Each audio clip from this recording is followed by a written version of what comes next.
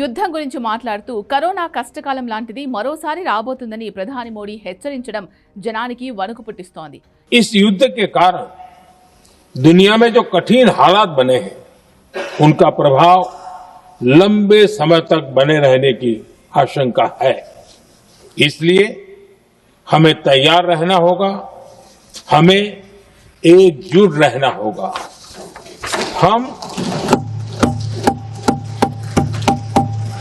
हम कोरोना के समय भी एकजुटता से ऐसी चुनौतियों का सामना कर चुके हैं. ఎక్కడో జరుగుతున్న అమెరికా ఇరాన్ యుద్ధం భారత్లో ఆర్థిక సంక్షోభాన్ని సృష్టించబోతుందా, అన్నింటికీ కరువు రాబోతుందా అనే భయం మొదలైంది. ఉరుము లేని పిడుగులా మొదలైన ఇరాన్ యుద్ధం ప్రపంచానికి ఊపిరాడకుండా చేస్తోంది. హర్ముజ్ను గుప్పిట పట్టిన ఇరాన్ వ్యూహాత్మక కౌంటర్ ఇస్తోంది. ఈ మార్గం ద్వారానే భారీగా చమురు, గ్యాస్ దిగుమతి చేసుకునే ఆసియా దేశాలకు కష్టాలు తప్పడం లేదు.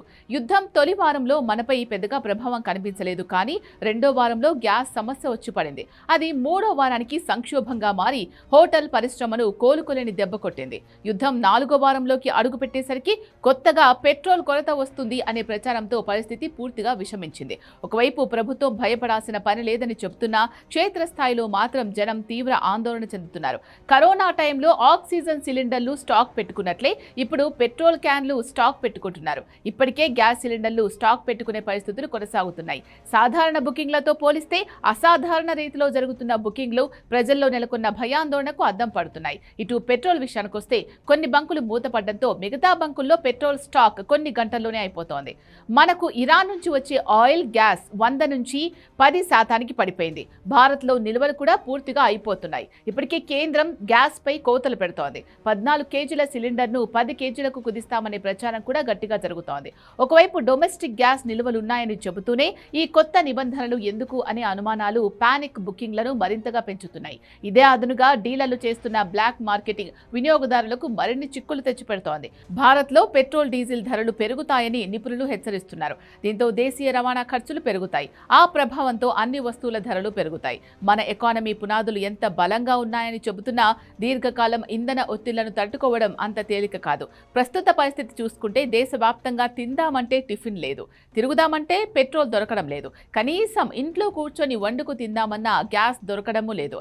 దీంతో కరోనా కాలం నాటి సంక్షోభం కంటే పెద్ద సంక్షోభం ఇప్పటికే వచ్చేసినట్టే.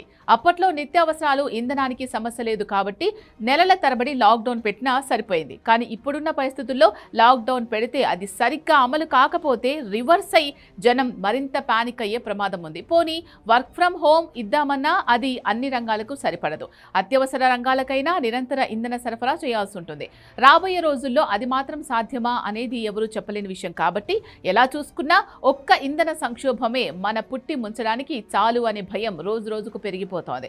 ఇప్పటికే కొందరు ఆర్థికవేత్తలు దీర్ఘకాలం ప్రభుత్వం సబ్సిడీ భారం భరించలేదని వినియోగదారులకు బదిలీ చేయాల్సిందే అని తేల్చేస్తున్నారు. ప్రస్తుతానికి ప్రభుత్వానికి అలాంటి ఆలోచన లేకపోయినా పరిస్థితులు చెయ్యి దాటితే ఏదైనా జరగొచ్చు అనడానికి కావలసినన్ని ఉదాహరణలు, గత అనుభవాలు ఉన్నాయి.